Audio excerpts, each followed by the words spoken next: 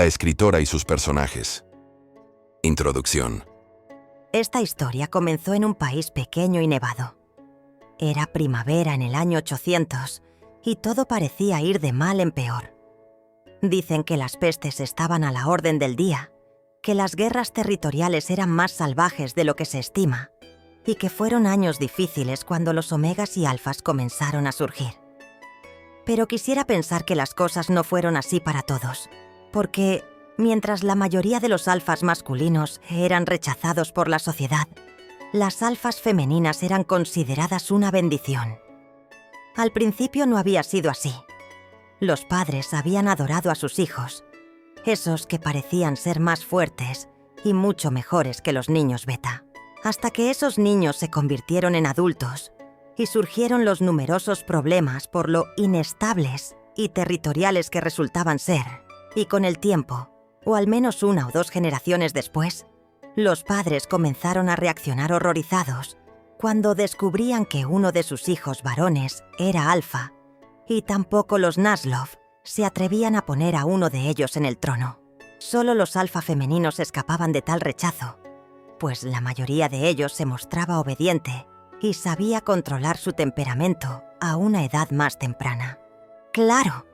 Los muy fértiles omega también eran recibidos con amabilidad en una época donde los Shraks estaban a punto de extinguirse, pero aún así, los alfa femeninos eran preferidos por sus padres, y cuando a un Naslov le nacía uno, él se mostraba orgulloso de su creación y presumía tener a la criatura perfecta como sucesor. Bueno, la historia a narrar comenzó con la Sotnik Aurora, una alfa poseedora de belleza extrema, con dotes de mando y una sabiduría tan grande que nadie cuestionó al Naslov Gregory cuando la nombró heredera del gran país de Aciem.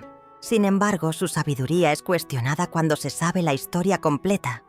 Y es que mientras el Naslov festejaba el compromiso de su hija con el Sash-Chitni, de un país próspero y vecino al suyo, la Sotnik se preparaba para reunirse a escondidas con una joven Shivo que cada mañana recogía agua en el río.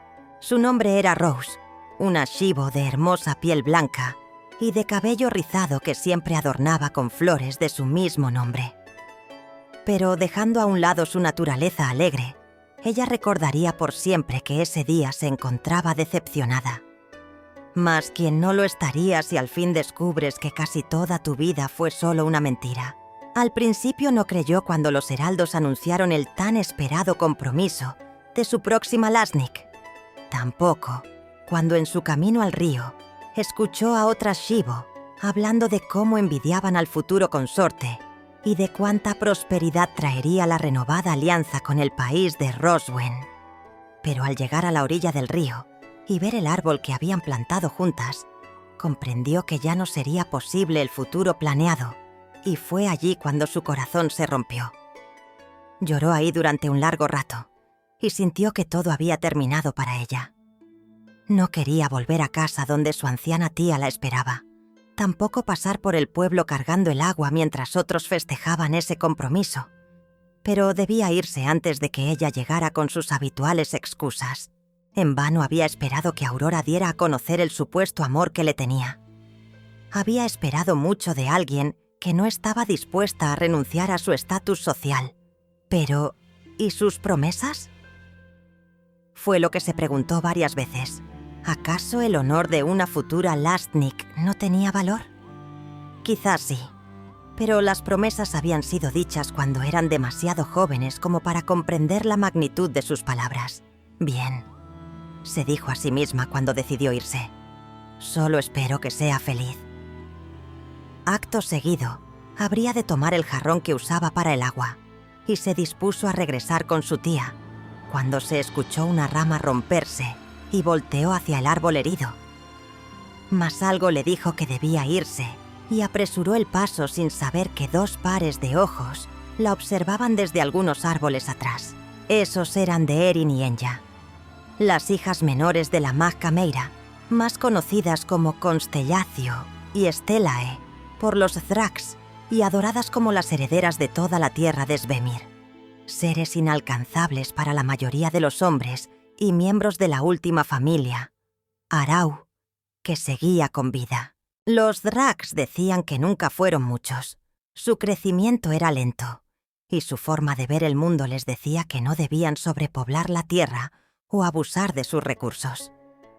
Aunque eso poco le importó a la Mag Cameira, quien, junto con su entonces pareja, dio la bienvenida al mundo a 4 hijas: Erea, Enid, Erin y Enya. Enya había nacido poco después de que la gran enfermedad se llevó a casi todos los Arau, y su nacimiento marcó un antes y un después, por lo que los años comenzaron a contarse a partir de allí, y llegó a ser la Lastnik más apreciada entre los seres vivos, como el símbolo de paz que siempre parecía necesitar la tierra.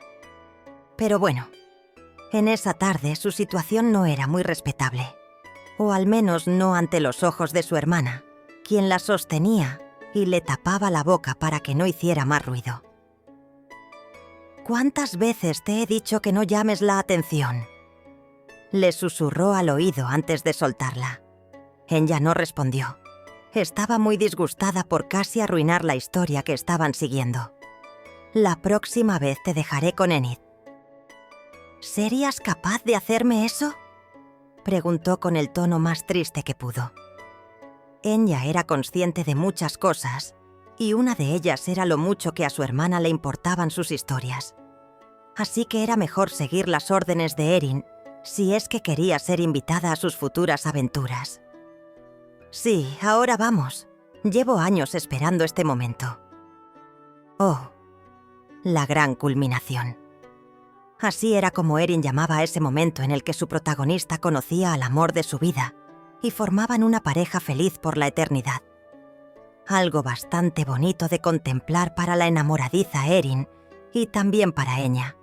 Pero en esta ocasión, algo no le gustó del todo, y es que el chico con el que Rose se encontró no era del todo como ella, y comprendió que esa pareja no lo tendría del todo fácil, pues en la tierra de Svemir existían muchas reglas.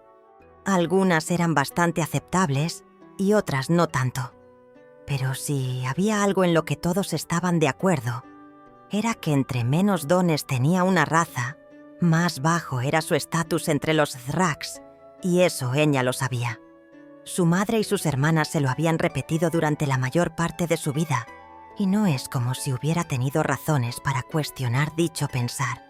Había crecido con la idea de que debía sentirse orgullosa de su sangre, con la idea de que los demás seres estaban a un nivel inferior al suyo y que podía disponer de sus vidas como mejor le pareciera. Pero eso no quitaba que era una niña bastante pequeña, con ansias de explorar el mundo, y cada mañana escapaba de su hogar en los bosques a fin de espiar a los pequeños Shaizen que correteaban entre las flores. Claro, todo eso a escondidas de su madre, pues los Shizen eran seres frágiles a quienes no debía fastidiar, y ni qué decir sobre meterse con los Shibo, pues eran propiedad absoluta de los Shizen, y seres aún más frágiles que ellos. Así que la pequeña tenía que conformarse con verlos de lejos, y a veces podía ver cómo cargaban a sus crías. Esas le llamaban aún más la atención. Se parecían a ella en tamaño, tenían la misma voz aguda, y lucían ropas en pequeñas réplicas a las de sus padres, justo como ella, que también tenía vestidos a juego con los de su mamá. Nunca había intentado jugar con los pequeños Shibo o con los Shisen, pero le parecían seres encantadores de los que se podía aprender. Quizás en eso difería al resto de sus hermanas, pues ninguna de ellas había mostrado interés en los Shibo, salvo cuando fue turno de elegir pareja, y Enid eligió a uno de ellos. Pero, aún así, al joven Jun nunca se le consideró parte de la familia, y su lugar de descanso era en el granero junto a los hijos que tuvo con Enid. Bueno, Enya tampoco tenía permitido mucho contacto con ellos, pues para la madre de las 4 hermanas, y también para la propia Enid, aquellas criaturas no eran más que un mero accidente, y a quienes mantenía vivas solo para que pudieran servirle en el futuro. Porque para ella no existía el amor de una madre hacia sus hijos, y mucho menos sentía amor hacia Jun. Aquello solo era un arreglo conveniente para ambos, quizás no tanto para él, pero al menos así eran las cosas en dicha época. y poco podía quejarse un hombre cuya esposa podía matarlo con un simple movimiento de su mano. Y Enid ni siquiera trataba de esconderlo. Era evidente que su vida familiar era bastante complicada y que despreciaba tener a un simple Shivo como pareja. Tampoco June era feliz. Nadie tenía duda de eso, pero no podía irse y abandonar a los niños con Enid. Él sabía cómo serían tratados y eso era algo que no permitiría. Pero si había algo que June disfrutaba, era cuando a sus hijos se les permitía jugar fuera del granero. Era entonces cuando las risas llenaban el ambiente tan sombrío en el que vivían a diario. Y pese a que no lo tenía permitido, la pequeña Enya se unía a los juegos infantiles y mostraba parte de su carácter travieso. Pero ¿quién no es así en la infancia?